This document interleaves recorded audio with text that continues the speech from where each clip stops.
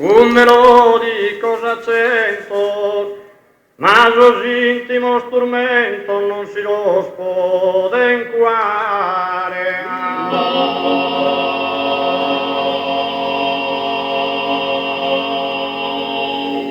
Oggi si solo cantare, er venato de pianto, e si intende di su canto un accorato sospiro, volano e cantano in giro senza incontrare consolo.